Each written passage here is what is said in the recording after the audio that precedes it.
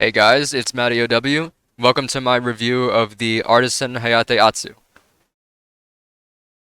Now, this is only my second Artisan pad. Before this, I used the Artisan Hien, and before that, it was the Fnatic Dash. So I don't really have a large history of good mouse pads to base this review off of. Nonetheless, Artisan pads are of the highest quality mouse pads that you could possibly get. The highest quality cloth pads. And I think the Hayate Otsu lives up to the standards that the other pads have already set. The Otsu hardness that I went with was soft, and my older Hien is also soft. So when I first unboxed this, I ran my hand over it and was like worried because it was definitely of a much softer, smoother texture than the Hien, and I was like, oh no, is this gonna be a mud pad? But it turns out, once you start swapping your mouse over it, you realize, oh, it is a smoother Hien with pretty much the same speed as the Hien. Now, with mousepads and aim training, we all care about speed, right? The Hayate Otsu, according to Hoya's mousepad sheet, which you can find in the Voltaic resources, is actually a bit slower than the Hien. However, according to Viscos's mousepad review sheet, the Otsu is much faster. This is because Hoya's sheet reviews mousepads mainly looking at their static friction.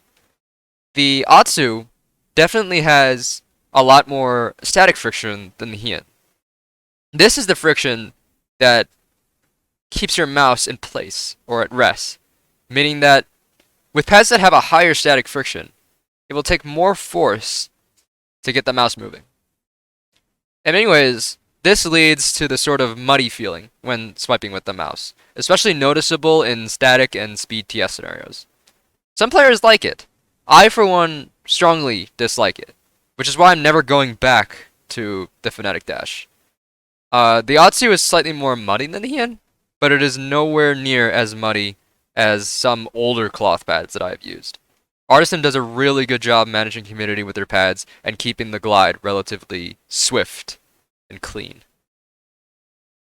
Now, Viscos's sheet reviews pads in regards to dynamic friction.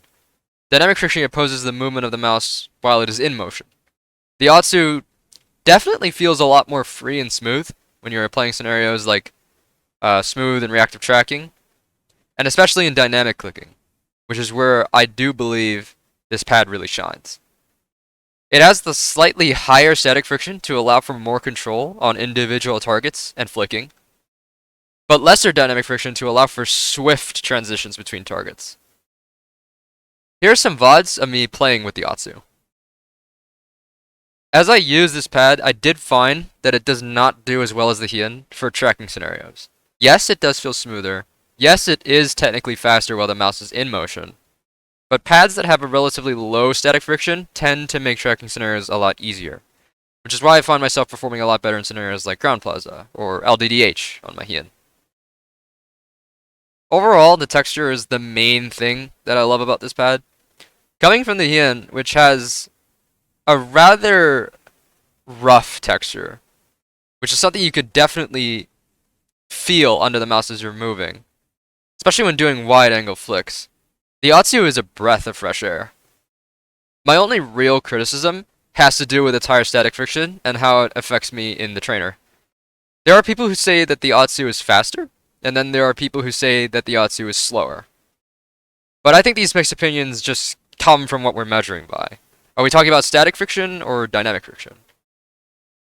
I do feel that this pad should become my new main due to just how well it performs in my favorite tasks.